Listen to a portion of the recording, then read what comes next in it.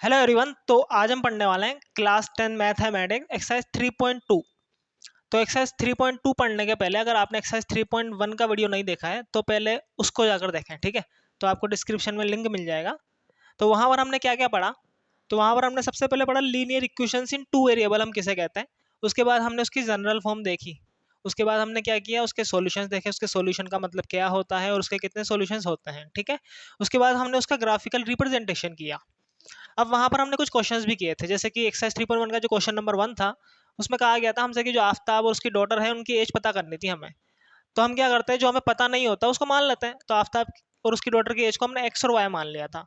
But question में हमने graphical representation तो कर दिया था, बट हमने एक्स और वाई की वैल्यू नहीं निकाली। इसका मतलब क्या हुआ, देखो जो पता नहीं था उसको पता भी तो करना है ना हमें, यानी कि एक्स और वाई की वैल्यू भी निकालनी, यानी कि उस इक्वेशन का यार सोल्यूशन भी निकालना था हमें।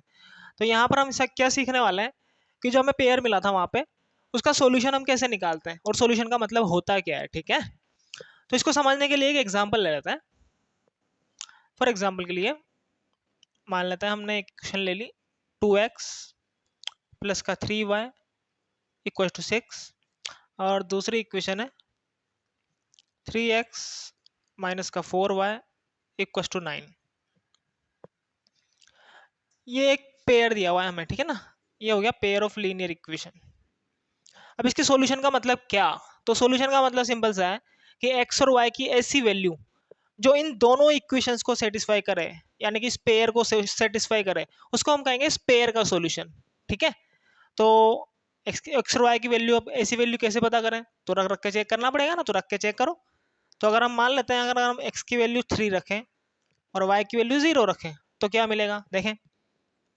एक्स की वैल्यू 3 रखेंगे तो 2 3 जाए यहाँ पे 6 मिलेगा, और वाई की वैल्यू 0 रखेंगे तो 3 इंटू 0 यहाँ पे 0 मिलेगा।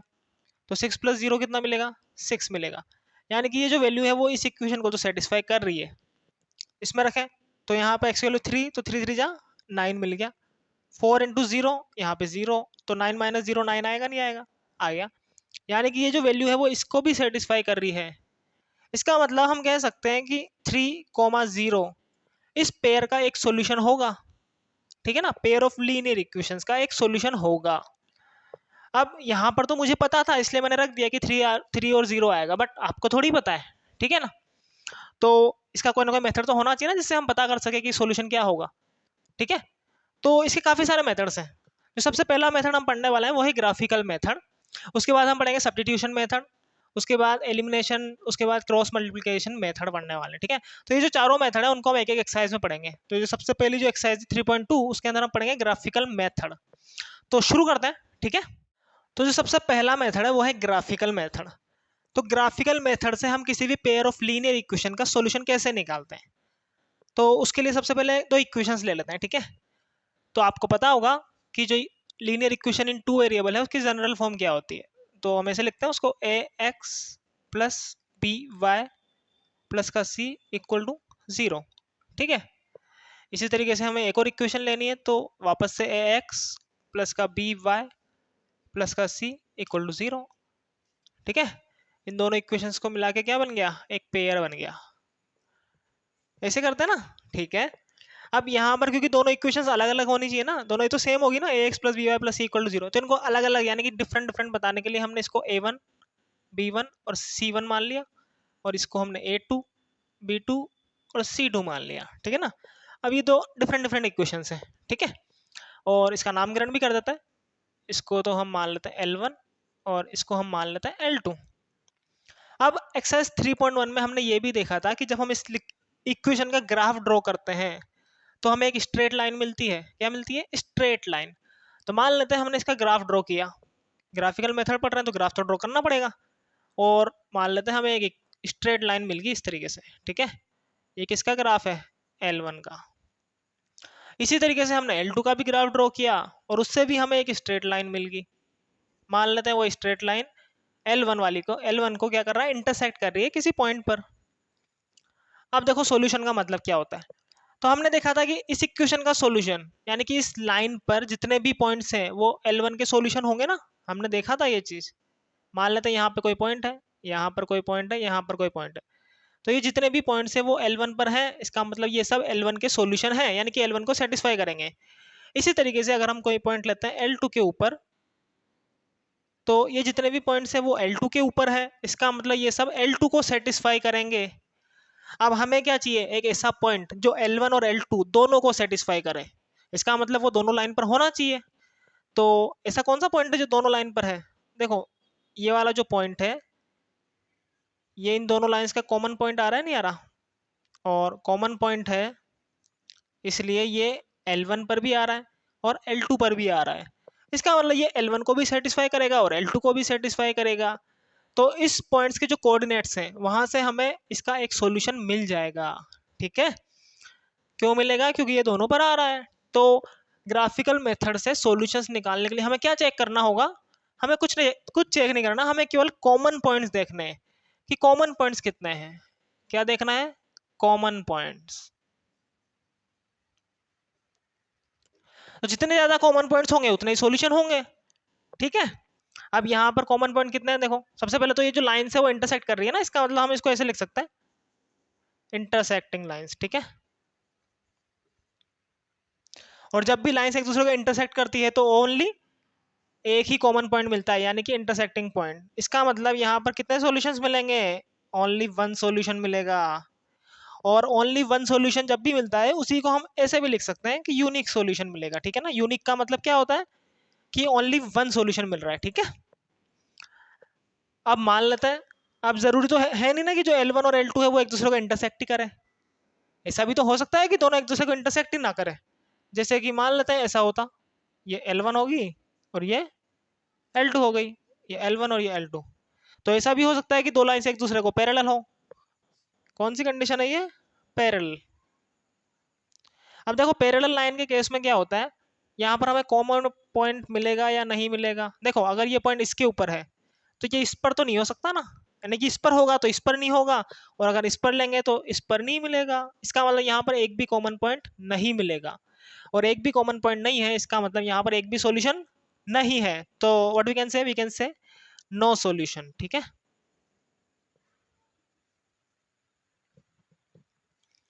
अब दो लाइंस के बीच में क्या ये दो ही कंडीशंस पॉसिबल है और कोई कंडीशंस पॉसिबल है या नहीं है?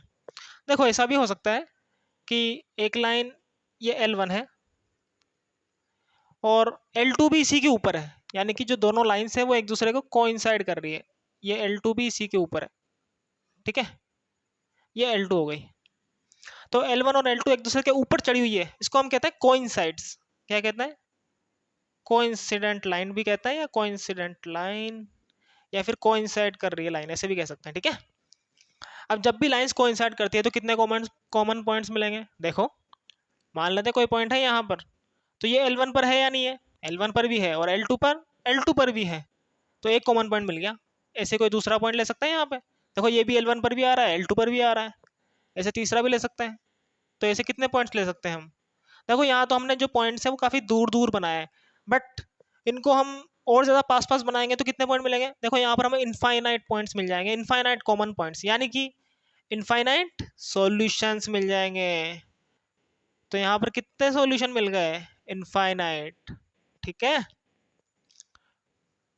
तो अभी तक हमने क्या पढ़ा?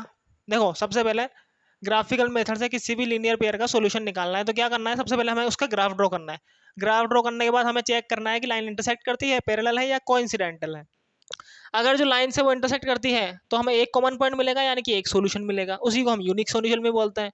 अगर जो लाइन है वो पैरेलल है, इसका मतलब कोई कॉमन पॉइंट नहीं है, इसका मतलब कोई सॉल्यूशन नहीं मिलेगा। और अगर जो लाइन है वो कोइंसाइड करती है, इसका मतलब हमें इनफाइनाइट कॉमन पॉइंट्स मिलेंगे, यानी कि इनफाइनाइट सॉल्यूशंस मिलेंगे। अब यहाँ पर एक और चीज देखें, तो जब भी जो लीनियर पेयर है उसका सॉल्यूशन निकल जाता है तो उसको हम कहते हैं कंसिस्टेंट। तो यहाँ पर सॉल्यूशन निकल रहा है ना, एक सॉल्यूशन निकल रहा है, तो इसको हम कहेंगे कंसिस्टेंट। क्या कहेंगे? कंसिस्टेंट। किसको कह रहे हैं हम? ये जो पेयर है इसको हम consistent pair of linear equation कहेंगे, जब जब इसका सॉल्यूशन निकल जाता है। अब देखो यहाँ पर भी सॉल्यूशन निकल रहा है, नहीं निकल रहा है? देखो यहाँ पे एक नहीं निकल रहा, इनफाइनाइट निकल रहा है, बट निकल तो रहा है ना। तो एक निकले या इनफाइनाइट निकले, सॉल्यूशन तो निकल रहा है ना, इसका मतलब हम इसको भी कंसिस्टेंट ही कहेंगे। ठीक है,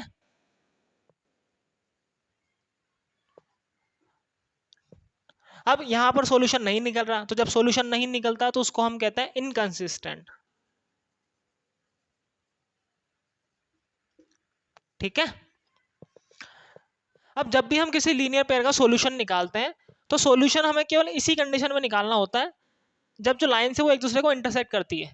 जब भी लाइंस पैरेलल है या फिर कोइंसिडेंटल है तब हमें सॉल्यूशन नहीं निकालना होता। क्यों? क्योंकि कोई इसकी कोई इंपॉर्टेंस ही नहीं ना। मान लो अगर आपने ग्राफ बनाया किसी क्वेश्चन में सॉल्यूशन निकालने के लिए और बाद में पता चला कि जो लाइन है वो एक दूसरे के पैरेलल है, इसका मतलब उसका कोई सॉल्यूशन ही नहीं है, तो आपकी तो मेहनत बेकार हो गई ना। ठीक है ना, इतना लंबा चौड़ा प्रोसेस किया, उसके बाद पता चला कि उसका सॉल्यूशन ही नहीं है, तो इतनी बड़ी प्रोसेस जो है वो पूरा का पूरा बेकार। मान लेते हैं आपने वापस से ग्राफ बनाया और जो लाइन है वो एक दूसरे को कोइंसाइड कर रही है, यानी कि उसके इनफाइनाइट सॉल्यूशन है। अब इनफाइनाइट सॉल्यूशन तो निकाल नहीं सकते ना हम, तो जो सॉल्यूशन की इंपॉर्टेंस होती है वो केवल वन केस में होती है, वो है जब इंटरसेक्टिंग होती है, यानी कि यूनिक सॉल्यूशन होता है। तो अगर हमें ऐसा कोई मेथड है जिसकी वजह से हमें पहले ही पता लग जाए कि जो लाइंस है उनके सॉल्यूशंस होंगे या नहीं होंगे, या कितने सॉल्यूशंस होंगे, एक सॉल्यूशन होगा, इनफाइनाइट सॉल्यूशंस होंगे, या नो सॉल्यूशन, कोई भी सॉल्यूशन नहीं होगा। तो अगर हमें पहले से ही पता लग जाता तो हम क्या करते, इसका ग्राफ ही नहीं ड्रॉ करते, इसका भी हम ग्राफ ड्रॉ नहीं करते अगर हमें पहले से पता लग जाता तो। ठीक है ना। तो इसके लिए एक मेथड है, वो मेथड क्या है, उसको हम कहते हैं कंपेयरिंग रेशियो मेथड। क्या कहते हैं? Comparing ratio method. अब इसमें हमें करना क्या होता है, जैसे कि नाम से ही पता लग रहा है कि रेशियो को कंपेयर करना है। किसके रेशियो को? देखो यहाँ पर x के साथ में क्या है a1, यहाँ पे x के साथ में क्या है a2, तो इनका रेशियो निकालना हमने a1 अपॉन a2। इसी तरीके से b1 और b2, यानी कि जो y के साथ में है उसका भी रेशियो निकालेंगे, जो b1 और b2 है उसका भी रेशियो निकाला, और हमको चेक करना है कि ये बराबर आता है कि नहीं आता। अब मान लेते हैं कि ये जो रेशियो है वो बराबर नहीं आता, तो हमें देखते ही समझ जाना है कि ये जो कंडीशन है वो इंटरसेक्टिंग लाइंस की कंडीशन है। इसका मतलब जो इक्वेशंस होगी वो एक दूसरे को इंटरसेक्ट करेगी, लाइंस इंटरसेक्ट करेगी, इसका मतलब ओनली एक सॉल्यूशन निकलेगा। ठीक है ना, तो हम यही देखकर समझ जाएंगे, बनाने के पहले ही पता लग जाएगा। इसको समझने के लिए एग्जाम्पल ले लेते हैं, जैसे कि कोई एक एग्जाम्पल ले लिया हमने, 2x प्लस 3y प्लस का 6 equal to 0 and 4x plus का 6y प्लस का 7 इक्वल टू 0। इसमें तो बराबर आ जाएगा 5 ले लेते हैं यहाँ पर। ठीक है, अब यहाँ पर चेक करें आप, तो a1 a2 का मतलब सिंपल सा है कि जो x के साथ में क्या है, यानी कि इसका 2 और 4 का 2 और 4 का रेशियो निकालना है। इसी तरीके से y के साथ में क्या है 3 और 5, इसका रेशियो निकालना है। तो देखो ये तो हो गया 2 1 जा 2 2 जा 4, यानी कि 1/2 आ रहा है यहाँ पे, और यहाँ पे 3/5 आ रहा है। अब ये बराबर आ रहा है क्या? नहीं आ रहा ना। इसका मतलब a1 अपॉन a2 और b1 अपॉन b2 का जो रेशियो है वो इक्वल नहीं आ रहा। तो हम देखते ही समझ जाएंगे कि जो पेयर है इसका कितना सॉल्यूशन निकलेंगे, एक सॉल्यूशन निकलेंगे, और जो ग्राफ ड्रॉ करेंगे तो लाइन से एक दूसरे को इंटरसेक्ट करेगी। देखो हमने ग्राफ भी नहीं बनाया, बिना देखे ही बता दिया। ठीक है, तो अब हम इसका सॉल्यूशन निकाल सकते हैं। अब मान लो कुछ और कंडीशन होती, ऐसा नहीं होता, ऐसा होता 2x प्लस का 3y प्लस का 6 इक्वल टू 0 और 4x प्लस का 6y प्लस का 7 इक्वल टू 0। अगर ऐसा होता तब क्या करते, देखो अब पैरेलल की जांच कैसे करते हैं, उसके लिए क्या करना है, हमें वापस से रेशियो निकालना है a1 upon a2, b1 upon b2। इस बार हमें c1 अपॉन c2 भी निकालना पड़ेगा। ठीक है ना, जो कांस्टेंट टर्म होती है उनका रेशियो भी निकालना है और फिर चेक करना है। अब मान लो ये बराबर आ जाता है, देखो बराबर नहीं होता तो इंटरसेक्टिंग होती है ना, बराबर आ गया तब हमें c1 c2 निकालने की जरूरत पड़ती है, और ये बराबर नहीं आता तो हमें देखते ही समझ जाना है कि जो कंडीशन है वो पैरेलल की कंडीशन है, यानी कि जो लीनियर पेयर है वो पैरेलल होगा, और पैरेलल की कंडीशन में क्या होता है, कोई भी सॉल्यूशन नहीं मिलता है। अब यहाँ पर चेक कर सकते हैं, देखो 2 और 4 का रेशियो, x के साथ में क्या है उसका रेशियो निकालेंगे, y के साथ में क्या है उसका रेशियो निकालेंगे, और जो कांस्टेंट टर्म है उसका भी रेशियो निकालेंगे। ये कैंसिल हो रहा है, 2 1 जा 2 2 2 जा 4, ये हो रहा है 3 1 जा 3 3 2 जा 6। देखो यहाँ पे 1/2 आ रहा है, तो ये तो बराबर आ गया ना, ये तो बराबर आ रहा है, बट ये तो कैंसिल भी नहीं हो रहा ना, तो ये इसके बराबर नहीं आ रहा। इसका मतलब a1 upon a2 b1 upon b2 बराबर आ रहा है, बट c1 अपॉन c2 बराबर नहीं आ रहा। तो ये कौन सी कंडीशन है, पैरेलल की कंडीशन है। तो ये जो पेयर हमें दिया हुआ है उसके कितने सॉल्यूशन होंगे, इसका एक भी सॉल्यूशन नहीं होने वाला। ठीक है, तो ये हमें देखते ही पता लग गया। अब इसका ग्राफ ड्रॉ करके निकालने की जरूरत नहीं है, क्योंकि हमें पता है कि जो सॉल्यूशन है वो नहीं निकलने वाला। ठीक है, इसी तरीके से अगर लाइंस एक दूसरे को कोइंसाइड करती है तो उसको कैसे चेक करते हैं, तो उसके लिए सिंपल सा है कि जब भी तीनों बराबर हो जाएंगे, यानी कि जो a1 अपॉन a2 है, b1 अपॉन b2 है और c1 अपॉन c2 है, ये तीनों एक दूसरे के बराबर आ जाएं तो हमें समझ जाना है कि जो लाइन है वो एक दूसरे को कोइंसाइड करेगी, यानी कि इनफाइनाइट सॉल्यूशन होंगे। ठीक है, तो इसका एग्जांपल देने की जरूरत तो नहीं है ना। ठीक है, जब हम क्वेश्चंस करेंगे तो अच्छे समझ में आ जाएगा। ठीक है, तो ये जो हमने यहाँ पर लिखा, इसको अच्छे से दिमाग में बिठा लो, ठीक है ना। इसकी फोटो खींच के अपने दिमाग में बिठा लो, मोबाइल से नहीं खींचनी, फोटो आंखों से खींचनी है, ठीक है ना। उसके बाद आपकी जो एक्सरसाइज 3.2 है वो मान के चलो कि कंप्लीट हो गई, ठीक है ना। आप जितने भी क्वेश्चन है उनको आप ऐसे कर लोगे, ऐसे। तो जल्दी से आप इसे नोट करें, बढ़ते हैं हम एक्सरसाइज के क्वेश्चन की तरफ, ठीक है। तो आपके एक्सरसाइज 3.2 का जो क्वेश्चन नंबर 1 है वो क्या कह रहा है हमसे। तो इसमें लिखा हुआ है कि form the pair of linear equations in the following problems and find their solutions graphically. तो यहाँ पर हमें कुछ प्रॉब्लम्स दी हुई है। सबसे पहले तो उनसे हमें लीनियर इक्वेशंस बनानी है, ठीक है। उसके बाद इनका सॉल्यूशंस निकालना है हमें ग्राफिकल मेथड से। तो जो पहला क्वेश्चन है वो है 10 students of class 10 took part in a mathematics quiz. तो एक मैथ्स की प्रतियोगिता है, उसके अंदर क्लास 10 के 10 विद्यार्थियों ने भाग लिया, ठीक है। If the number of girls is 4 more than the number of boys, अगर जो लड़कियों की संख्या है लड़कों की संख्या से 4 ज्यादा है, then find the number of boys and number of girls. तो हमें लड़कियों की संख्या और लड़कों की संख्या फाइंड आउट करनी है, ठीक है। तो कैसे करेंगे, तो एक चीज ध्यान रखें, जब भी आपको इस तरह के क्वेश्चंस मिलते हैं तो सबसे पहले तो हमें जिसको फाइंड आउट करना होता है, यानी कि हमें जो निकालना होता है उसी को हम मानते हैं, जो हमें पता नहीं होता उसी को मानते हैं हम। तो यहाँ पर हमें क्या निकालना है, देखो find the number of boys and number of girls. तो जो हमें पता नहीं है उसको मान लेते हैं। तो सबसे पहले लेट नंबर ऑफ बॉयज, तो नंबर ऑफ बॉयज मान लिया हमने एक्स, और नंबर ऑफ गर्ल्स मान लेंगे वाई, ठीक है। अब सिंपल सा है, उसने दिया हुआ है 10 स्टूडेंट्स। कितने स्टूडेंट्स है टोटल क्लास 10 में, 10 स्टूडेंट है। तो लड़कियों की संख्या और लड़कों की संख्या को जोड़ेंगे तो कितना आएगा, ऐड करेंगे तो 10 आना चाहिए ना। इसका मतलब x plus y equal to 10 आना चाहिए। तो ये पहली इक्वेशन तो यहीं से मिल गई हमें, ठीक है। अब दूसरी इक्वेशन कैसे मिलेगी, देखो उसने फिर कहा if the number of girls is 4 more than the number of boys, अगर लड़कियों की संख्या लड़कों की संख्या से 4 ज्यादा है, तो देखो लड़कियों की संख्या कितनी है y, लड़कों की संख्या कितनी है x।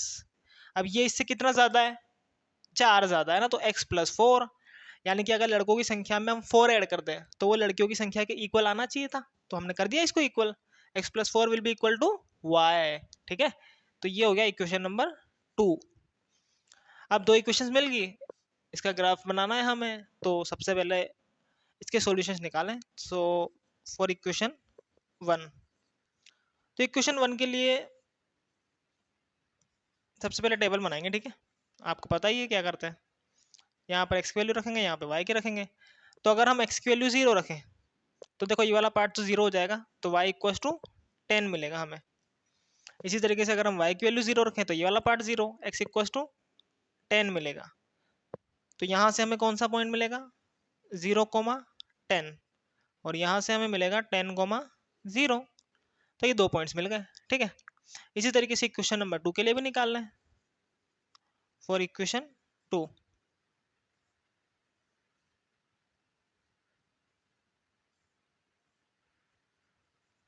वापस से अगर हम x की वैल्यू 0 रखते हैं यहाँ पे, तो ये तो पूरा 0 हो गया ना, y इक्वल टू कितना मिलेगा 4 मिलेगा। और अगर हम y की वैल्यू 0 रखते हैं, अब ये 0 आ गया। अब देखो ये यहाँ पर क्या बचेगा, इस तरफ तो 0 है, फिर बराबर में x प्लस 4 मिल रहा है। अभी प्लस का 4 इस तरफ आएगा तो माइनस का 4 हो गया, तो x की वैल्यू क्या मिलेगी हमें, माइनस का 4 मिलेगी। तो यहाँ से हमें पॉइंट मिलेगा 0,4, और यहाँ से पॉइंट मिलेगा माइनस का 4,0। तो अब हम आपके पास ग्राफ पेपर होना चाहिए, ठीक है। तो ग्राफ पेपर पे आप 2 लाइन ड्रॉ करेंगे, आपको पता ही है ये x एक्सिस होता है, ये y एक्सिस होता है, ठीक है। अब हम लिखना शुरू करेंगे। अब देखें यहाँ पर ग्राफ पर नंबर्स लिखने के पहले आपको पता होना चाहिए कि हमें मैक्सिमम नंबर्स कहाँ तक जाना है। तो x की मैक्सिमम वैल्यू जो है वो 10 है, y की मैक्सिमम वैल्यू 10 है। यहाँ पर नेगेटिव वैल्यू भी आ रही है, ठीक है ना। तो यहाँ पर हमें नेगेटिव पार्ट भी लेना पड़ेगा थोड़ा सा। तो यहाँ पर हमें 10 तक तो लिखना जरूरी है कम से कम। तो हम क्या कर रहे हैं, यहाँ पर हम 1 2 3 से लिख सकते हैं आप चाहें तो, बट हम क्या कर रहे हैं, यहाँ पर जो 1 सेंटीमीटर लेंथ है उसको हम 2 यूनिट के इक्वल मान रहे हैं, ठीक है। जो 1 सेंटीमीटर लेंथ है उसको हमने 2 यूनिट मान लिया। तो यहाँ पर हम 1 से लिखने के बजाय 2 से स्टार्ट करेंगे सीधा, 2 4 6 8 एंड 10, उसके बाद 12, ठीक है। 1 सेंटीमीटर को 2 यूनिट माना है हमने। यहाँ पर भी क्या होगा, सीधा वापस से 2 4 6 8 एंड 10 एंड 12। यहाँ पर नेगेटिव, माइनस का 2, माइनस का 4, -2, माइनस का 4। ठीक है, ये 20 नहीं है, ये 0 है। अब देखो पहला पॉइंट है 0,10, तो यहाँ पर हमें एक्स एक्स पे पहले कितना चलना है, 0 चलना है। तो हम मान के चलते हैं कि हम यहाँ पर एक्स एक्स पे 0 का मतलब चलना नहीं है। फिर वाई एक्स पे 10 चलना है ना, तो 10 कहाँ पर आएगा, ऊपर आएगा नीचे आएगा, प्लस का है तो ऊपर, माइनस का है तो नीचे। तो यहाँ पर ये आ गया 10। तो ये हमें मिल गया पहला पॉइंट, 0,10। फिर दूसरा पॉइंट है 10,0, एक्स एक्सिस पे कितना चलेंगे, 10। तो एक्स एक्सिस पे 10 उस तरफ आएगा ना, ये यहाँ पर आ गया 10। और वाई एक्सिस पे हमें 0 चलना है ना, इसका मतलब चलना नहीं है। तो ये दूसरा पॉइंट हमें मिल गया यहाँ पे, कौन सा है, 10,0। अब इन दोनों पॉइंट्स को आप स्केल से ज्वाइन कर देंगे, ठीक है। तो अभी तो मैं ऐसे ही कर देता हूँ ज्वाइन।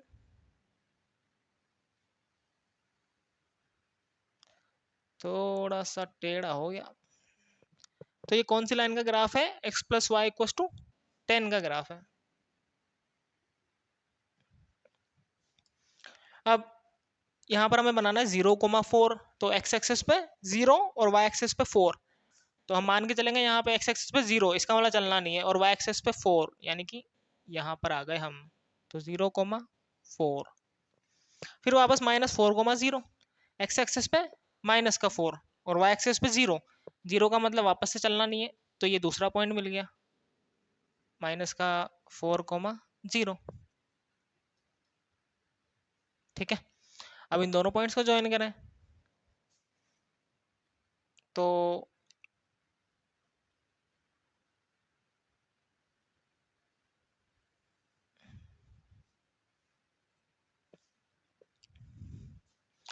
तो ये मिल गया हमें y equal to x plus 4 का ग्राफ। ठीक है, तो y equal to x plus 4 का ग्राफ मिला है। अब देखो यहाँ तक तो हमने एक्सरसाइज 3.1 में भी किया था ना, तो इसमें अंतर क्या है, सिंपल सा है। हमें इसका सॉल्यूशन निकालना है और हमें पता है कि सॉल्यूशन कहाँ से मिलता है, जहाँ पर दोनों लाइंस इंटरसेक्ट करती है। तो देखो ये दोनों कहाँ पर इंटरसेक्ट कर रही है, यहाँ पर इंटरसेक्ट कर रही है। तो इसका सॉल्यूशन निकालने के लिए आपको इसके कोऑर्डिनेट्स निकालने होंगे। यहाँ पर एक्स की वैल्यू क्या है और वाई की वैल्यू क्या है। अब देखो यहाँ पर मैंने तो क्या है बोर्ड पर बनाया है, तो अच्छे से पता लग नहीं पाएगा, बट जब आप इसको ग्राफ पेपर पर बनाएंगे तो आपको देखते ही पता लग जाएगा कि यहाँ पर एक्स की वैल्यू क्या है, वाई की क्या है। तो आपको एकदम इस तरफ से देखना कि कौन सी लाइन आ रही है। तो जब आप इस तरीके से चेक करेंगे तो आपको पता लग जाएगा कि जो ग्राफ पर ये जो लाइन है वो कौन सी है, यानी कि यहाँ पर एक्स की वैल्यू कितनी है और यहाँ पर वाई की वैल्यू कितनी है। तो यहाँ पर एक्स की जो वैल्यू मिलेगी वो 3 मिलेगी और वाई की जो वैल्यू मिलेगी वो 7 मिलेगी। ठीक है ना, यहाँ पर थोड़ा सा आगे पीछे हो सकता है बट ग्राफ में एग्जैक्ट बनेगा। तो यहीं से तो सॉल्यूशन मिलता है हमें, तो मिल गई ना हमें एक्स की वैल्यू 3 और वाई की वैल्यू 7 मिल गई। तो ये सॉल्यूशन मिल गया हमें। तो लास्ट में एक लाइन लिख देंगे कि x equal to 3 and y equal to 7 is a solution. ठीक है, तो ये इसका सॉल्यूशन मिल गया हमें। बट हमें निकालना क्या था, नंबर ऑफ बॉयज और नंबर ऑफ गर्ल्स। तो यहाँ पर एक्स की जगह रख देंगे 3 और यहाँ पर वाई की जगह 7 रख देंगे।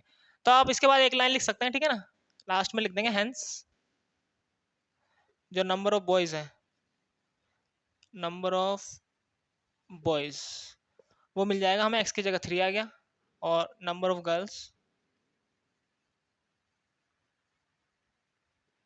इक्व टू 7 मिल गया। ठीक है, तो ये हो गया आपका फर्स्ट क्वेश्चन। तो चलते हैं नेक्स्ट क्वेश्चन की तरफ। तो क्वेश्चन नंबर 1 का सेकंड क्या है, इसमें लिखा हुआ है 5 pencils and 7 pens together cost rate 50। तो 5 पेंसिल और 7 पेन का जो टोटल प्राइस है वो है 50 rupees. Whereas 7 pencils and 5 pen together cost rate 46। और 7 पेंसिल और 5 पेन का जो टोटल प्राइस है वो है 46। तो find the cost of one pencil and that of the pen. तो आपको एक पेंसिल और एक पेन का कॉस्ट यानी कि प्राइस फाइंड आउट करना है। तो हम जानते हैं कि जो हमें पता नहीं होता उसी को हम मान लेते हैं। तो यहाँ पे हमें एक पेंसिल और एक पेन का प्राइस नहीं पता ना, तो मान लेते हैं उसको। So what we can say let the cost of one pencil equals to x rupees मान लिया हमने। ठीक है ना, इसको ऐसे लिख लें rupees x and the cost of 1 pen, इसको हमने वाई रुपीज मान लिया। ठीक है, अब देखें उसने कहा है कि 5 pencil and 7 pen together cost 50 rupees. तो अगर एक पेंसिल x रुपए में मिल रही है तो 5 पेंसिल का प्राइस कितना होगा, 5x हो जाएगा। तो ये हो गया 5x, ये 5 पेंसिल का प्राइस हो गया। इसी तरीके से एक पेन का प्राइस है y रुपीज, तो 7 पेन का प्राइस कितना होगा, 7 × y, ये होगा। अब उसने कहा इन दोनों को मिलाने पर जो टोटल प्राइस है या टोटल कॉस्ट जो है वो 50 रुपीज है, यानी कि ये जो टोटल आ रहा है वो किसके बराबर आएगा, 50 के इक्वल आएगा। तो ये होगी इक्वेशन नंबर 1। इसी तरीके से फिर उसने कहा कि 7 pencil and 5 pen together cost 46। तो 7 पेंसिल यानी कि इस बार 7x आएगा, और 5 पेन यानी कि 5 पेन का प्राइस हो गया 5y, और जो टोटल प्राइस है वो किसके इक्वल है, 46 के इक्वल। तो ये इक्वेशन नंबर 2 मिल गई हमें। तो ये 2 इक्वेशंस मिल गई।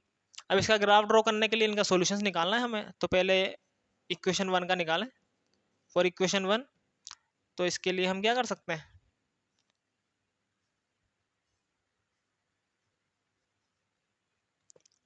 अब देखें नॉर्मली हम क्या करते हैं, एक्स की वैल्यू 0 रखते हैं। तो यहाँ पर एक्स की वैल्यू अगर हम 0 रखेंगे तो यहाँ पर क्या मिलेगा, 7y = 50। अब ये 7 यहाँ से हटाएंगे तो कहाँ जाएगा, डिवाइड में। अब 7 7 जा 49, फिर 7.1 ऐसे को मतलब कुछ मिल रहा है, पॉइंट में मिलने वाला है। तो हम क्या करते हैं, कोशिश करते हैं कि जो पॉइंट वाली वैल्यूज है उनको अवॉइड करते हैं, क्योंकि जब हम ग्राफ पेपर बनाएंगे तो पॉइंट वाली वैल्यूज को बनाना थोड़ा सा मुश्किल हो जाता है। ठीक है, हाँ जब कोई चारा नहीं होगा तब तो करना ही पड़ेगा, बट कोशिश करते हैं अगर डायरेक्ट हमें कोई और वैल्यू मिल जाए तो कोशिश कर सकते हैं। तो यहाँ पर 0 रखते हैं हम, इस बार कुछ और रख देते हैं। तो 1 रखेंगे तब भी काम नहीं होगा, 2 रखेंगे तब भी नहीं होगा, 3 रखें। अगर हम एक्स की वैल्यू 3 रखेंगे तो 3 5 जा 15 मिलेगा यहाँ पे। तो यहाँ पे तो मिल जाएगा 15 प्लस का 7y = 50। अब ये 15 उस तरफ गया तो माइनस हो जाएगा ना, यहाँ से हटाएंगे तो 50 में से 15 माइनस किया तो 35 मिला। अब ये 7 मल्टीप्लाई में है तो कहाँ जाएगा, डिवाइड में। अब 7 5 जा 35। तो एक्स की वैल्यू 3 रखने पर वाई की वैल्यू 5 मिल गई। देखो ये अब पॉइंट में नहीं आ रही। ठीक है, ऐसे ही अब हम नॉर्मली वाई की वैल्यू 0 रखते हैं, तो वाई की वैल्यू 0 रखें तो ये वाला पार्ट 0 हो गया। अब ये 5 मल्टीप्लाई में है, डिवाइड में जाएगा, तो क्या मिलेगी एक्स की वैल्यू 50/5, 10 मिल जाएगी। ठीक है, तो इसको तो मिटा देते हैं। तो यहाँ से हमें पॉइंट मिल गया 3,5, और यहाँ से हमें पॉइंट मिल गया 10,0। इसी तरीके से फॉर इक्वेशन 2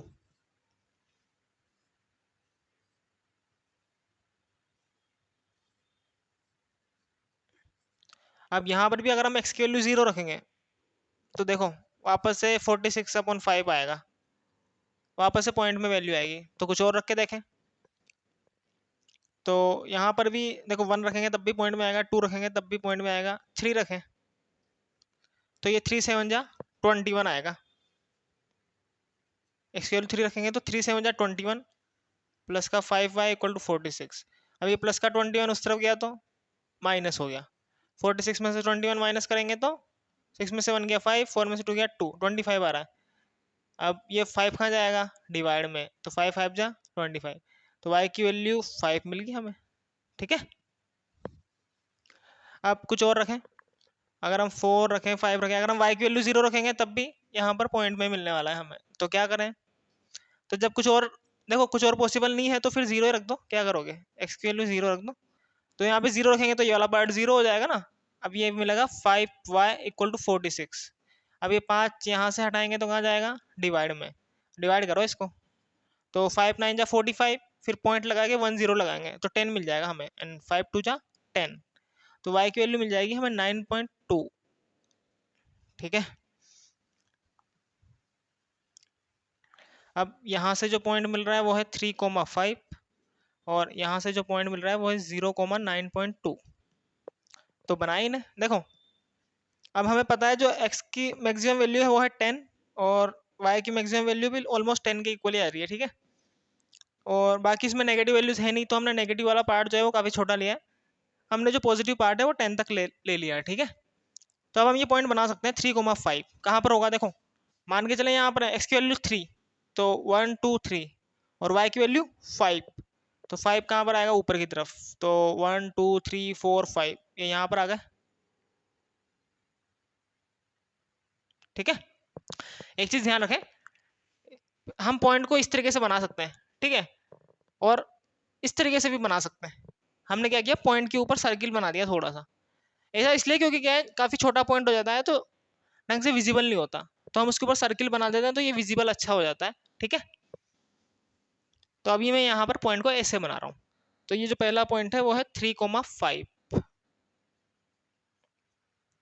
दूसरा पॉइंट है 10,0, तो एक्स एक्सेस पे 10 चलना है, वाई एक्सेस पे 0 चलना है, तो पहले एक्स एक्सेस पे चलेंगे 1 2 3 4 5 6 7 8 9 10 यहाँ पर आ गए, और वाई एक्सेस पे 0, इसका मतलब चलना नहीं है, तो ये पॉइंट मिल गया, ठीक है।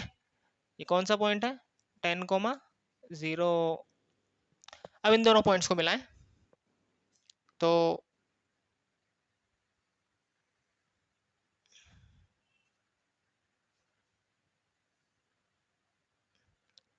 ये हमें ग्राफ मिल गया किसका, 5x plus 7y equal to 50, ये इसका ग्राफ है।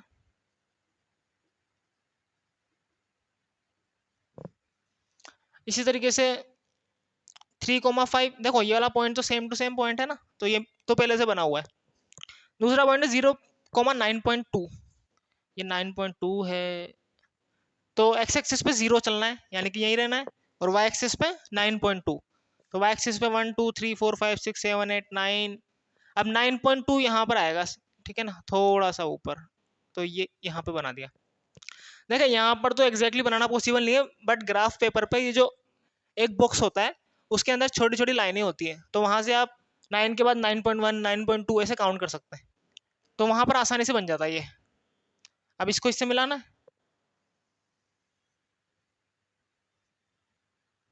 ठीक है, ये है 0,9.2। अब देखें इसका सॉल्यूशन निकालने के लिए क्या चेक करते हैं हम, कि जो दोनों लाइन है वो कहाँ पर इंटरसेक्ट होती है, तो हमें पता लग गया कि 3,5 पर इंटरसेक्ट होती है, तो यहाँ से हमें इसका सॉल्यूशन मिल जाएगा, ये जो x की वैल्यू मिल गई और ये y की वैल्यू मिल गई, तो x इक्वल टू 3 और y इक्वल टू 5 इसका सॉल्यूशन मिल गया हमें, तो यहाँ पे लिख सकते हैं हम, so x equal to 3 and y equal to 5 is the solution, ठीक है। अब यहाँ पे क्या निकालना था हमें, x हमने किसको माना था, कॉस्ट ऑफ वन पेंसिल, तो यहाँ पे मिल गया हमें, so what we can say the cost of one pencil equal to x की जगह कितना आ गया, 3 रुपीज, और कॉस्ट ऑफ वन पेन, ये y के इक्वल है, तो जो पेन का प्राइस है वो 5 रुपीज आ गया, ठीक है। तो ये हो गया आपका क्वेश्चन नंबर सेकंड, तो आप इसे नोट करें, फिर हम क्वेश्चन नंबर सेकंड करेंगे, ठीक है। इसका क्वेश्चन नंबर सेकंड क्या कह रहा है, इसमें लिखा हुआ है on comparing the ratios a1/a2 b1/b2 and c1/c2 find out whether the lines representing the following pairs of linear equations intersect at a point are parallel and और कोइंसिडेंट। तो ये दो इक्वेशन दे रखी है, हमें पता है कि इस इक्वेशन से एक लाइन मिलेगी, इससे दूसरी लाइन मिलेगी, तो ये दोनों जो लाइन है वो एक दूसरे को इंटरसेक्ट करेगी, पैरेलल होगी या फिर कोइंसिडेंट होगी, ये आपको चेक करना है। कैसे, ग्राफ बनाना नहीं है इस बार, कैसे चेक करना है, इनके रेशियोज को कंपेयर करना है, a1/a2 b1/b2 और c1/c2 को, ठीक है।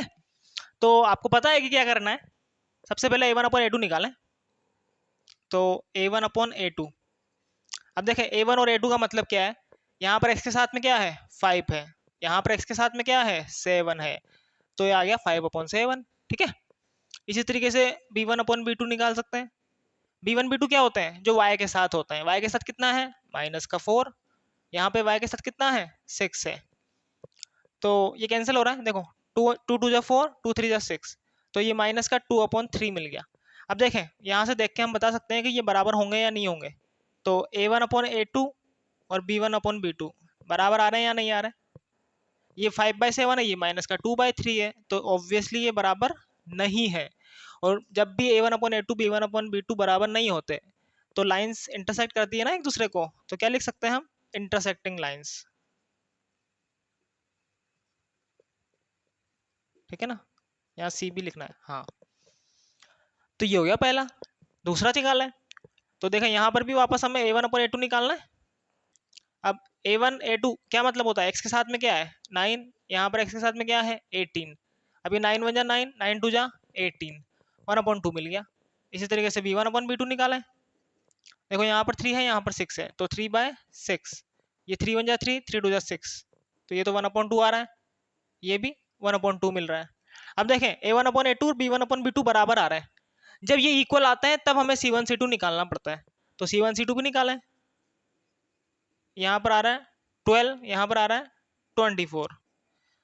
c1 c2 का मतलब क्या होता है, जो लास्ट में कांस्टेंट टर्म होती है वो लिखनी है हमें। तो यहाँ पर 12 है, यहाँ पर 24 है, तो 12 1 जा 12, 12 2 जा 24, ये भी कैंसिल होके कितना आ गया 1/2 आ गया ना। इसका मतलब तीनों बराबर आ रहे हैं ना, a1/a2 equal to b1/b2 equal to c1/c2। और ये कौन सी कंडीशन है, जब लाइंस कोइंसाइड होती है, यानी कि कोइंसिडेंट लाइंस। ठीक है। अब तीसरा चेक करें।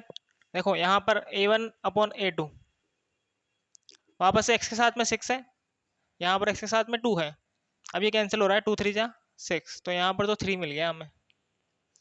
इसी तरीके से b1/b2 निकाला है। यहाँ पर है -3, y के साथ में कितना है -3, यहाँ पर y के साथ में कितना है माइनस लगा हुआ है, कुछ भी नहीं लगा हुआ है, इसका मतलब माइनस का 1 लिखेंगे हम। ठीक है ना, 1 तो हमेशा होता है ना, और माइनस का चिन्ह है इसलिए माइनस भी लिखना है। तो ये माइनस से माइनस कैंसिल हो गया, क्या बचेगा 3 में, 3 को 1 से डिवाइड करेंगे तो 3 आएगा। अब देखो ये दोनों इक्वल आ रहे हैं, तो हमें c1/c2 भी निकालना होगा। c1 की जगह कितना है, यहाँ पर कांस्टेंट टर्म है 10, और यहाँ पर कांस्टेंट टर्म कितनी है 9, तो इसको तो हम कैंसिल कर नहीं सकते। तो a1/a2 इक्वल आ रहा है b1/b2 के, बट इक्वल नहीं आ रहा c1/c2 के। ठीक है, ये इक्वल है बट ये इक्वल नहीं है। तो ये कौन सी कंडीशन हो गई, जब लाइंस एक दूसरे के पैरेलल होती हैं, सो पैरेलल लाइंस। ठीक है, ये हो गया क्वेश्चंस। तो आप इसे नोट करें, फिर हम क्वेश्चन नंबर 3 करेंगे। ठीक है, क्वेश्चन नंबर 3 क्या है आपके एक्सरसाइज का, इसमें लिखा हुआ है on comparing the ratios a1/a2 b1/b2 and c1/c2 find out whether the following pair of linear equations are consistent और इनकंसिस्टेंट। तो इसमें भी हमें रेशियो को कंपेयर करके चेक करना है कि जो इक्वेशन है वो इनकंसिस्टेंट होगी या कंसिस्टेंट होगी। तो कंसिस्टेंट इनकंसिस्टेंट की कंडीशन भी हमने वहीं पर लिखी थी साथ में, तो आपको पता होगा। ठीक है, तो वापस से निकालें। सबसे पहले क्या निकालेंगे, a1/a2 निकालेंगे। तो a1 और a2 x के साथ में क्या है 3, यहाँ पर x के साथ में क्या है 2 है, तो 3/2 आ गया, इसको कैंसिल तो कर ही नहीं सकते। b1/b2 निकालें। b1/b2 का मतलब y के साथ में यहाँ पर 2 है, यहाँ पर y के साथ में -3 है। अब इसको भी कैंसिल नहीं कर सकते। अब ये दोनों इक्वल आ रहे हैं क्या, नहीं आ रहे ना, तो हम ऐसे लिख सकते हैं a1/a2 not equal to b1/b2। अब ये कौन सी कंडीशन होती है, ये होती है कि जब लाइन इंटरसेक्ट करती है, और लाइन इंटरसेक्ट करती है तो हमें एक सॉल्यूशन मिलता है, और जब भी हमें सॉल्यूशन मिल जाता है तो वो कंसिस्टेंट होती है। इसका मतलब यहाँ पे कंसिस्टेंट आने वाला है। ठीक है, तो ये तो हो गया कंसिस्टेंट। ऐसे ही दूसरा निकाले, वापस से a1/a2, यहाँ पर x के साथ में क्या है 2 है, यहाँ पर x के साथ में 4 है, तो ये 2 1 जा 2, 2 2 जा 4, क्या मिलेगा 1/2 मिलेगा। b1/b2 निकालें। यहाँ पर y के साथ में -3, यहाँ पे y के साथ में -6। देखो माइनस से माइनस कैंसिल हो गया, 3 1 जा 3, 3 2 जा 6, यहाँ पर भी 1/2 आ रहा है। अब a1/a2 और b1/b2 इक्वल आ रहा है, तो हमें c1 c2 भी निकालना पड़ेगा। तो c1/c2 भी निकालें। देखें c1, अब ध्यान रखें c1 c2 का मान निकालने से पहले एक चीज ध्यान रखें, यहाँ पे जो हम इक्वेशंस लेते हैं वो इस तरीके से होती है, a1x + b1y + c1 = 0। तो यहाँ से a1 से पता लग जाता है हम x के साथ में क्या है b1 y के साथ में, और c1 जो लास्ट में कांस्टेंट टर्म है। बट ऐसा तब करते हैं जब इस तरफ 0 होता है, यानी कि जितनी भी वैल्यूज है वो सब इस तरफ होनी चाहिए ना। बट यहाँ पर ये जो इक्वल के बाद लिखा हुआ है 8, तो सबसे पहले हम इसको इस तरफ लेकर आएंगे, तो ये प्लस का इस तरफ आएगा तो माइनस का 8 हो जाएगा ना। तो यहाँ पर c की वैल्यू हमें 8 नहीं मिलेगी, माइनस का 8 मिलेगी, ये चीज ध्यान रखनी है आपको। ठीक है, इसी तरीके से जब इस 9 को हम इस तरफ लेकर आएंगे तो ये माइनस का 9 हो जाएगा। तो c1 c2 की वैल्यू निकालने से पहले आपको पता होना चाहिए कि जो जितनी भी वैल्यूज हैं, जितने भी वेरिएबल्स हैं, वो सब इस तरफ होने चाहिए इक्वल के, ठीक है, तब हम उसकी वैल्यू मानेंगे। तो यहाँ पर माइनस का 8 और माइनस का 9 आएगा, ठीक है ना। अभी हम इसको चेंज नहीं कर रहे हैं, इसको ऐसे ही रखे रहने दे रहे हैं। अब देखो वापस से माइनस कैंसिल हो जाएगा तो आएगा तो 8/9 ही। अब चेक कर सकते हैं कि a1/a2 इक्वल आ रहा है b1/b2 के, बट इक्वल नहीं आ रहा c1/c2 के। और ये कौन सी कंडीशन है? ये होती है पैरेलल की कंडीशन, यानी कि हमें सॉल्यूशन नहीं मिलेगा, और सॉल्यूशन नहीं मिलेगा तो जो पेयर है वो इनकंसिस्टेंट होगा। ये हो गया इनकंसिस्टेंट। तीसरा निकालें।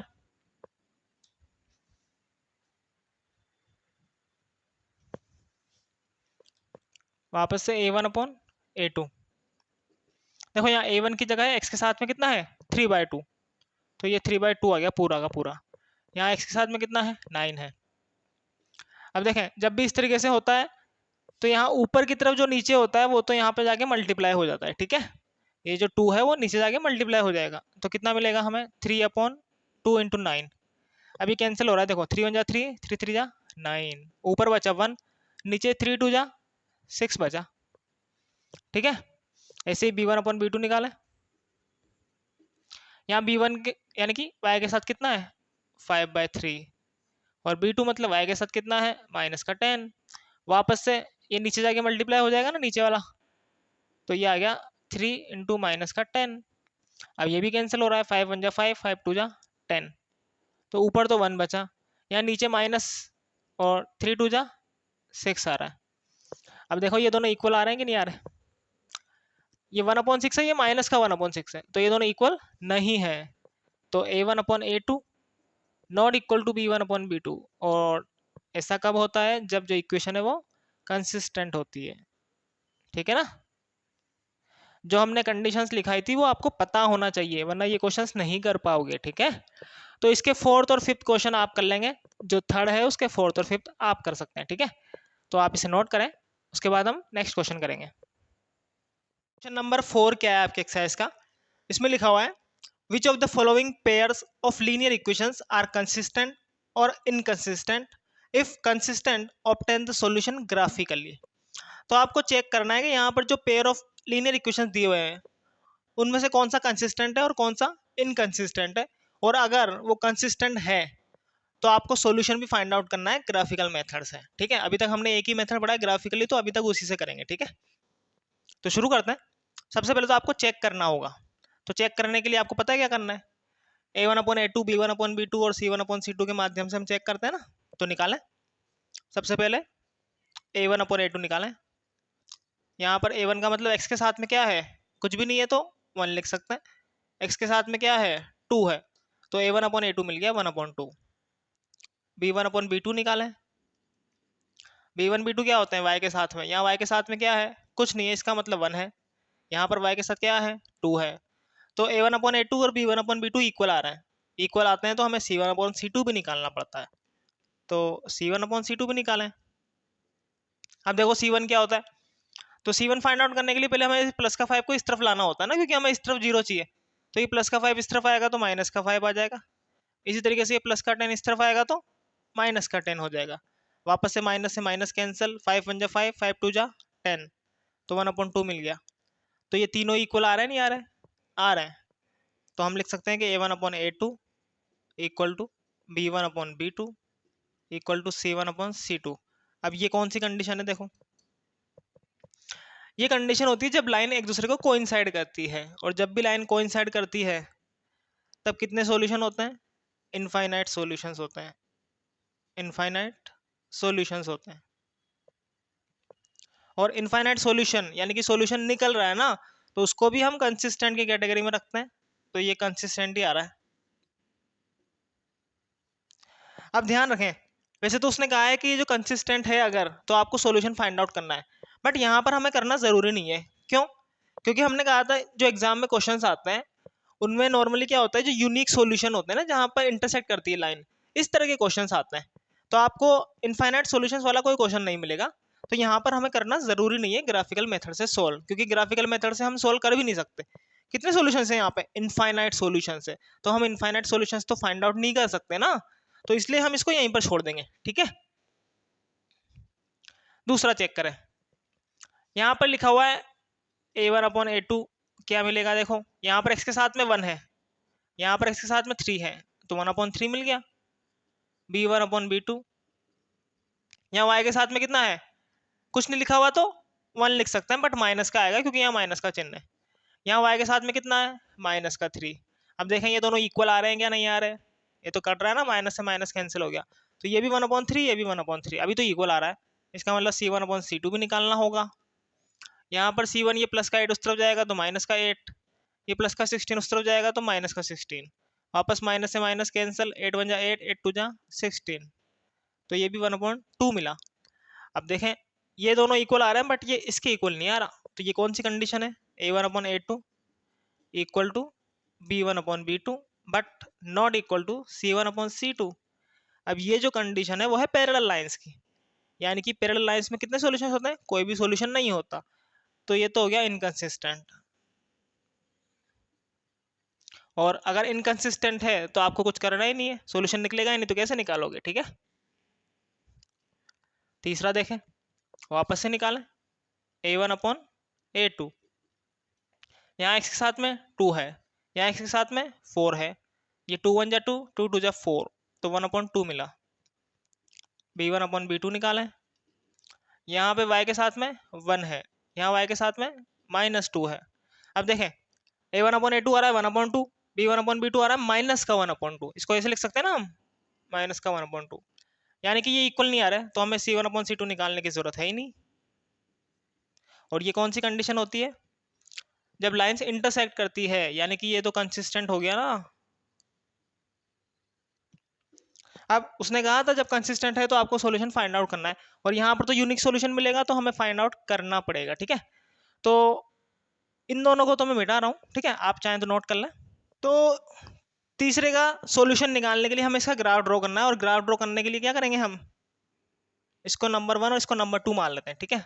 मैं इसको इस तरफ लिख रहा हूँ, तो इसको हम ऐसे लिख सकते हैं, जो फर्स्ट इक्वेशन है 2x + y, और ये जो -6 है, इसको अगर हम इस तरफ ले जाएं तो ये +6 हो जाएगा, ठीक है। इसको हमने इक्वेशन 1 बोल दिया। इसी तरीके से दूसरी इक्वेशन को भी क्या लिख सकते हैं, 4x - 2y, ये -4 उस तरफ गया तो +4 मिल गया, ये इक्वेशन नंबर 2 मिल गई हमें, ठीक है ना। अब इन दोनों के हमें दो दो सॉल्यूशंस निकालने ना, तो पहले इक्वेशन नंबर 1 के लिए निकालें, फॉर इक्वेशन 1,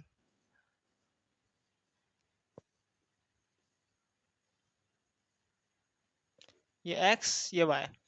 अब देखें अगर हम यहाँ पर x की वैल्यू 0 रखेंगे तो ये वाला पार्ट 0 हो जाएगा, y की वैल्यू 6 मिल जाएगी। अगर हम यहाँ y की वैल्यू 0 रखें तो क्या मिलेगा, 2x = 6 मिल रहा है, ये 2x = 6। अब ये 2 मल्टीप्लाई में है तो डिवाइड में जाएगा, तो 6/2, और 2 3 जा 6, तो x की वैल्यू 3 मिल गई, ठीक है। इसी तरीके से इक्वेशन नंबर 2 के लिए भी निकालें।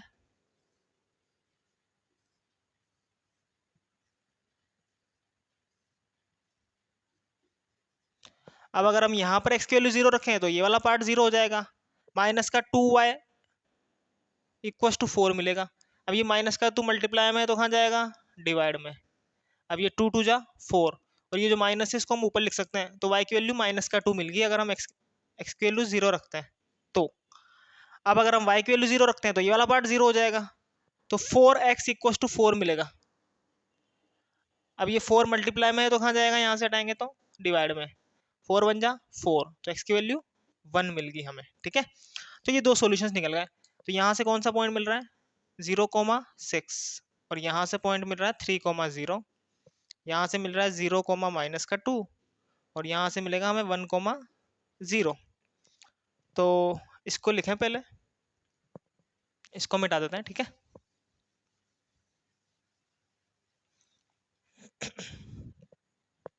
अब इसका ग्राफ ड्रॉ करने के लिए ये ले लिया हमने ग्राफ पेपर, ठीक है। ये ये x एक्सिस हो गया, x डैश y डैश, यहाँ पर होगा 0। अब देखो यहाँ पर x की मैक्सिमम वैल्यू कितनी है, 3, और y की मैक्सिमम वैल्यू है 6, तो यहाँ पे ये 1, ये 2, ये 3, ये 4, यहाँ पर ले लेंगे 1 2 3 4 5 6। x की वैल्यू -1 -2, y की वैल्यू -2 तक जा रही है ना, तो -1 -2, काफ़ी है, ठीक है, इसी इसी के अंदर बन जाएगा ये। तो अब ये पहला पॉइंट बना है यहाँ पे 0,6, तो एक्स एक्सेस पे कितना चलना है, 0, यानी कि चलना नहीं है, और वाई एक्सेस पे 6, तो 1 2 3 4 5 6 यहाँ पर आ गए ना, ये हो गया पहला पॉइंट। बना दें इसको 0,6। दूसरा है 3,0, तो यहाँ से एक्स एक्सेस पे 3 चलेंगे, 1 2 3, और वाई एक्सेस पे 0 चलेंगे, यानी कि चलना नहीं है, तो ये दूसरा पॉइंट मिल गया 3,0। अब इन दोनों को मिला दें, ठीक है, ये तो हो गया इसका ग्राफ। अब इक्वेशन नंबर 2 के लिए 0,-2, तो एक्स एक्सेस पे 0 यानी कि चलना नहीं है, और वाई एक्सेस पे -2, तो -2 आएगा नीचे की तरफ।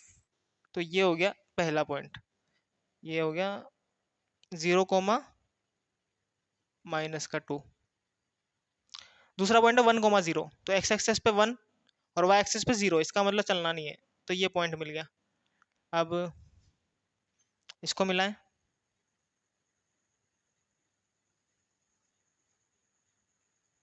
ठीक है, ये इंटरसेक्ट कर दिया।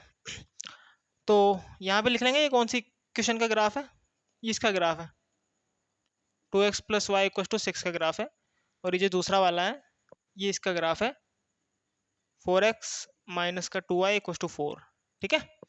आप तिरछा भी लिख सकते हैं इसको, कोई फर्क नहीं पड़ता। अब आपको ग्राफ पेपर पर देखना है कि ये दोनों लाइन जो है वो कहाँ पर इंटरसेक्ट करती है, तो जब आप चेक करेंगे इसको तो आपको पता लगेगा कि ये जो लाइन है वो ये, यानी कि ये जो पॉइंट है इस पर x की वैल्यू 2 मिलेगी और y की वैल्यू भी 2 मिलेगी, तो ये 2,2 पर इंटरसेक्ट करेंगे, ठीक है। तो मिल गया हमें x की वैल्यू कितनी मिल गई 2 और y की वैल्यू 2, तो लास्ट में एक लाइन लिख देंगे, क्या लिखेंगे कि x = 2 and y = 2 is the solution, ठीक है, ये आंसर आ गया। तो आप इसे नोट करें, बढ़ते हैं हम क्वेश्चन नंबर 5 की तरफ, और इसका जो फोर्थ के अंदर फोर्थ क्वेश्चन है इसके हमने थर्ड क्वेश्चन किए हैं, तो फोर्थ क्वेश्चन आप कर लेंगे, ठीक है, उसके अंदर भी इनकंसिस्टेंट आएगा तो आपको ग्राफ बनाने की जरूरत नहीं पड़ेगी, तो आप इसे नोट करें। क्वेश्चन नंबर 5 क्या है आपके एक्सरसाइज का, इसमें लिखा हुआ है half the perimeter of a rectangular garden whose length is 4 metre more than its width is 36 metre. तो सबसे पहले तो आपको एक रेक्टेंगुलर गार्डन बनाना है ना, तो पहले गार्डन बना लेते हैं ताकि दिल गार्डन गार्डन हो जाए। तो ये एक गार्डन बना लिया हमने, ठीक है ना, जो कि रेक्टेंगुलर शेप में है। तो रेक्टेंगल की इसको हम लेंथ मान सकते हैं और इसको हम विड्थ मान लेते हैं, ठीक है। अब किसी भी रेक्टेंगल की पेरीमीटर क्या होती है ये तो आपको पता होगा ना, पेरीमीटर मतलब जितनी भी उसकी साइड से उन सबका सम टोटल। तो पेरीमीटर का फॉर्मूला होता है डायरेक्ट रेक्टेंगल का, तो perimeter of rectangle equal to होता है 2 × लेंथ प्लस विड्थ, ठीक है। बट यहां पर क्या बोला है उसने, हाफ द पेरीमीटर, तो पेरीमीटर का हाफ कितना होगा, हाफ मतलब इसको 2 से डिवाइड कर देंगे तो हाफ हो जाएगा ना। तो अभी हाफ करने के पहले अभी हम लेंथ और विड्थ को मान लेते हैं, ठीक है ना। क्या निकालना है इसके अंदर, find the dimensions of the garden, dimensions का मतलब होता है उसकी जो लेंथ और विड्थ है उसी को फाइंड आउट करना है, तो जिसको पता करना होता है उसी को हम मान लेते हैं, तो इसको x और y मान लो, ठीक है। सो मान लेते हैं late length of the garden, इसको तो हमने x मीटर मान लिया, x and width of the garden इसको हमने y मीटर मान लिया, ठीक है। अब जो उसने बोला वो करते जाओ, हाफ द पेरीमीटर, सबसे पहले पेरीमीटर का हाफ कितना होगा, देखो इसको 2 से डिवाइड करेंगे तो कितना मिलेगा, लेंथ प्लस विड्थ, तो लेंथ की जगह क्या रख सकते हैं x, और विड्थ की जगह क्या रख सकते हैं y, और उसने कहा है कि जो उसकी पेरीमीटर का हाफ है वो 36 मीटर आएगा, कितना आएगा 36 मीटर, तो ये पेरीमीटर का हाफ लिख दिया, और ये किसके इक्वल आएगा 36 के इक्वल आएगा, तो ये पहली इक्वेशन मिल गई हमें, ठीक है। फिर उसने कहा कि जो गार्डन है whose length is 4 metre more than its width, जो उसकी जो गार्डन की जो लेंथ है वो उसकी विथ से 4 मीटर ज्यादा है। तो लेंथ कितनी है x, विथ कितनी है y, इसमें और इसमें क्या रिलेशन है, ये इससे 4 मीटर ज्यादा है। तो अगर हम इसमें 4 ऐड कर दें तो ये इसके इक्वल आ जाएगा। ये इक्वेशन नंबर 2 मिल गई हमें। ठीक है, अब इसका ग्राफ बनाना ना, हमें ग्राफ ड्रॉ करना है। तो ग्राफ ड्रॉ करने के लिए 1 बाय 1 सोल्व करते हैं। सबसे पहले इक्वेशन नंबर 1 को सोल्व करें। तो ये हो गया x, ये हो गया y। अब देखें, अगर हम यहाँ पर x की वैल्यू 0 रखते हैं तो y इक्व टू 36 मिल जाएगा। अगर y की वैल्यू 0 रखते हैं तो x इक्व टू 36 मिल जाएगा। ये हो गया पहला। इसी तरीके से फॉर इक्वेशन 2,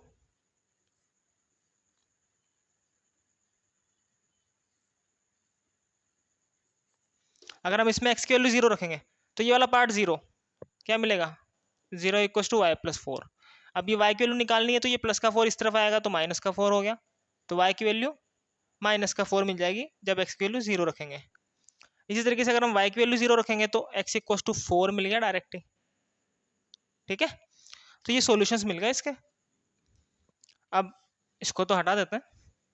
अब यहाँ से जो पॉइंट मिलेगा वो है 0,36, और यहाँ से जो पॉइंट मिलेगा वो है 36,0।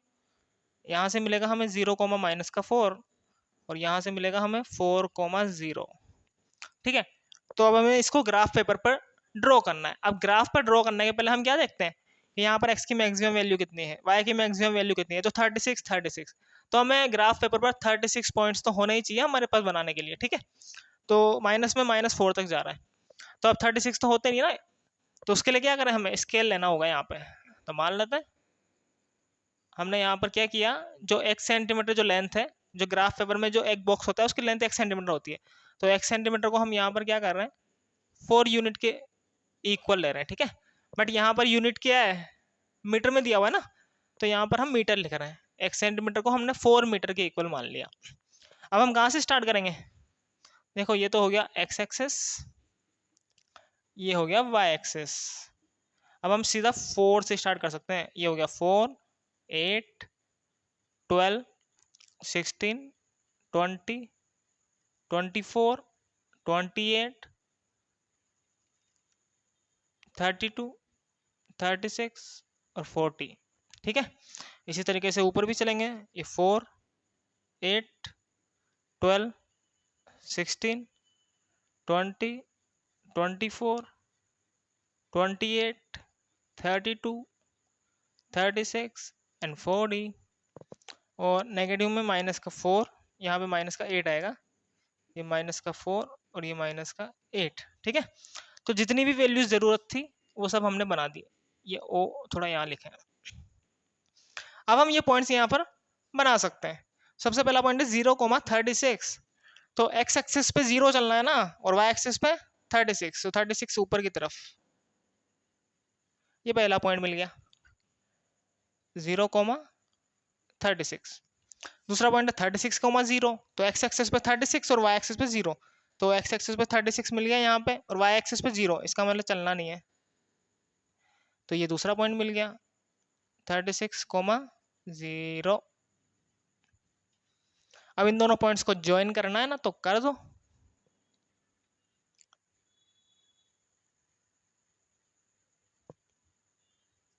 ये किसका ग्राफ मिला हमें, x plus y equal to 36 का ग्राफ मिल गया। दूसरा है 0,-4। तो x एक्सिस पे 0 चलना है, मतलब चलना नहीं है, और y एक्सिस पे माइनस का 4, तो y एक्सिस पे -4 नीचे की तरफ आएगा। तो ये मिल गया। कौन सा पॉइंट है ये, 0,-4। दूसरा पॉइंट है 4,0, तो x एक्सिस पे 4, यानी कि यहाँ से यहाँ आ गए, और y एक्सिस पे 0, इसका मतलब y एक्सिस पे चलना ही नहीं है। तो ये दूसरा पॉइंट मिल गया हमें 4,0। अब इन दोनों पॉइंट्स को ज्वाइन करना है। इसको थोड़ा मैं नीचे लिख देता हूँ, ठीक है ना, वरना ये बीच में आ जाएगा। अब इन दोनों पॉइंट्स को ज्वाइन करेंगे तो ये कहाँ मिलेंगे,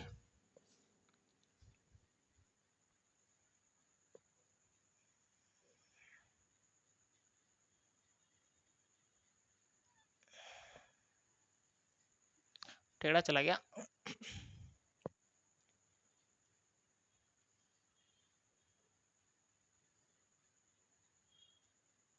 ठीक है, ये किसका ग्राफ है, x इक्वल्स टू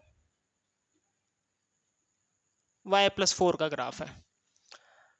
अब आपको ग्राफ पेपर पर चेक करना है कि ये जहां पर भी इंटरसेक्ट कर रहे हैं वो पॉइंट कौन सा है। तो ये जो पॉइंट है इसके कोऑर्डिनेट्स क्या मिलेंगे, ये यहाँ पर थोड़ा सा टेढ़ा हो सकता है, बट ग्राफ पेपर पर जब आप डिनोट करेंगे तो हमें एग्जैक्ट वैल्यू मिलेगी, ठीक है ना। और यहाँ से y की जो वैल्यू मिलेगी वो मिलेगी हमें 16। तो ये जो पॉइंट के कोऑर्डिनेट मिलेंगे वो है 20,16। x पर 20 वैल्यू है, y पर 16 है, तो 20,16 मिल गया।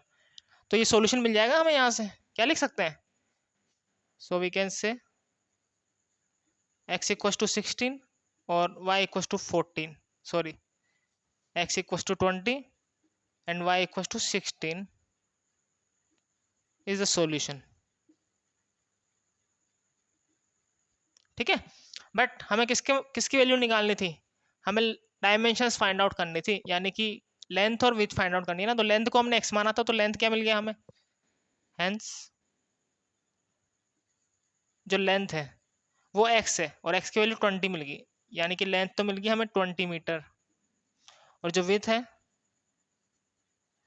उसको हमने y माना था, तो y की वैल्यू मिल गई 60, तो 60 मीटर मिल गया। ठीक है ना, तो ये हमें डायमेंशंस मिल गई लेंथ और विड्थ गार्डन की।